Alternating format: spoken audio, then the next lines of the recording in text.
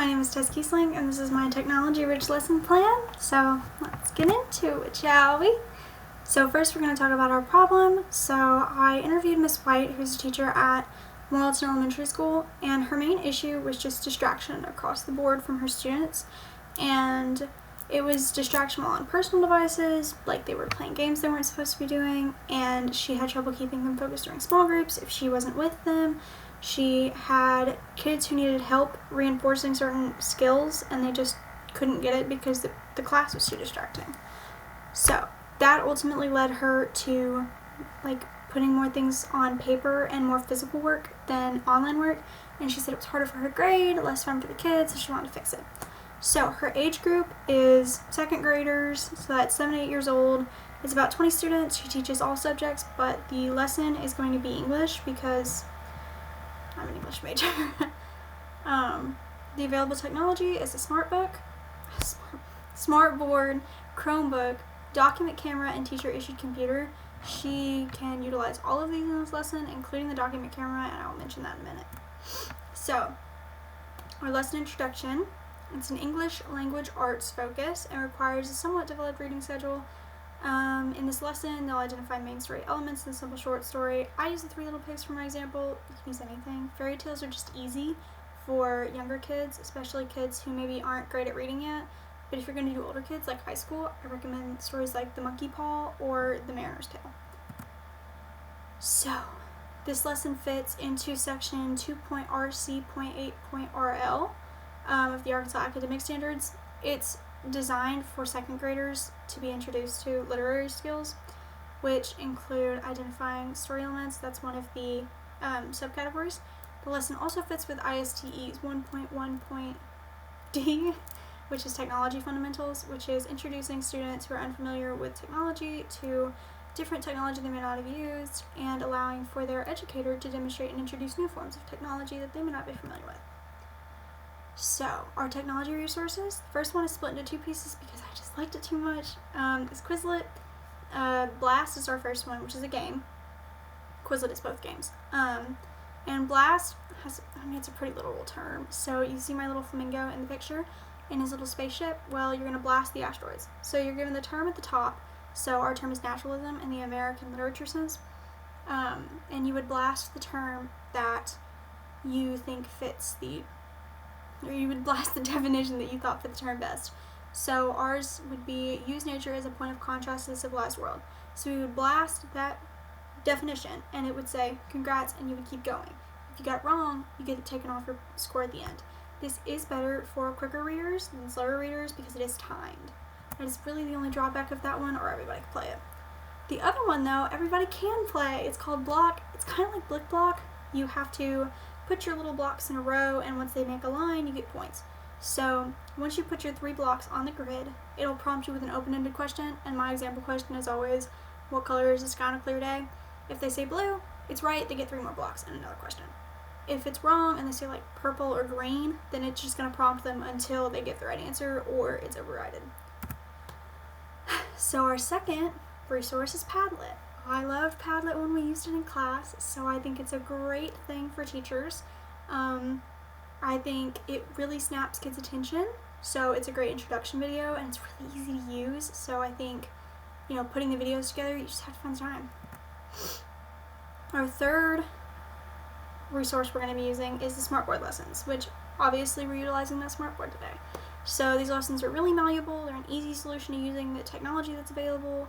Plus, kids love smartboards. They love to go up and write on them. They love to interact with them in general, even if it's just like syncing them, synchronizing them.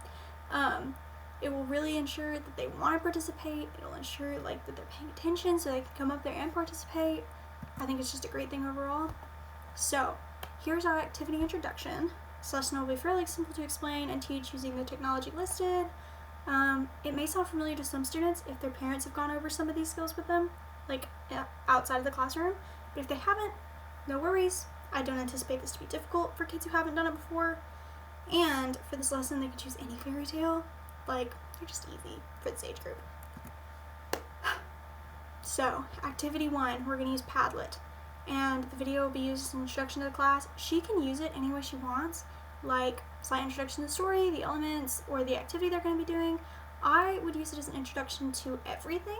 Like, this is the story we're reading, this is what we're going to do with it afterwards, these are the games we're going to play. That way the kids have something to look forward to and then may pay more attention during the story so they can win.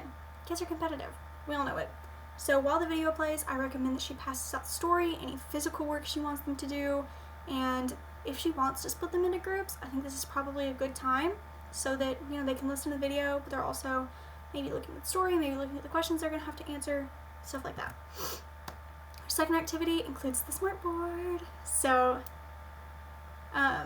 this lesson, we're going to teach students about each of the literary elements. Each slide will explain an element. So like one slide says setting. It's going to say what it is, where it's found, and an example. An example can be from the teacher's own mind, like Sally went to the beach and collected seashells, or it could be from the writing, like Goldilocks is in the Three Bears house.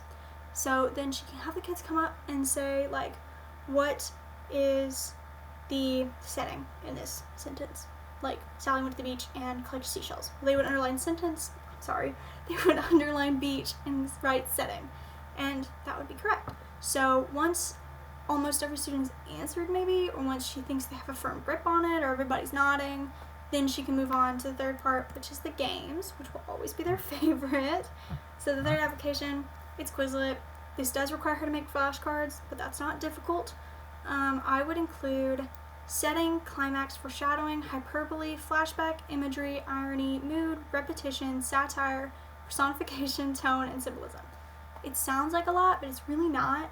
The only ones I would take out is irony, because that's a bit confusing for younger kids. I didn't get it till I was in high school, kind of late. And mood and tone are very similar, so if she thinks that's going to be kind of confusing, maybe we just go with one and introduce another one later. I don't know, up to her. So I think they should play a few rounds with the teacher, like she's controlling the mouse and they're telling her what to blast, or maybe she, does the blocks and then they tell her what the answer is so she can go back and do more blocks. And then I think she should let them play on their own, whether that be to the end of the day, to the end of the lesson, till they go to recess. I don't know the schedule for these kids. But then comes assessment time. Quizlet is also great to study for assessments. So any assessment I have here could be swapped for a quiz. I just am not a big fan for quizzes for younger students. So the first one I would do is a slideshow. Easy peasy. Google Slides. They should know how to use it. They're going to have to know anyway later.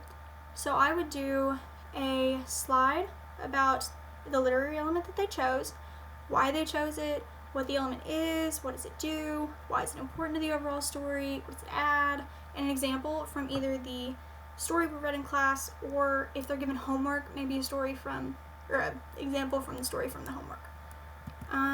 The second assessment I have is a speech, the exact same as the slides, just without the literal slides behind them to look at, so they can just come up with their paper or their Chromebooks and say the same thing. The grading should be pretty light.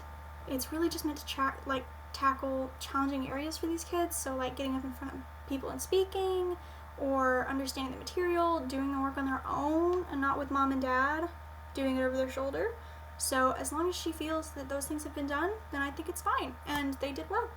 So that's all. I hope this helps, Miss White, and thank you.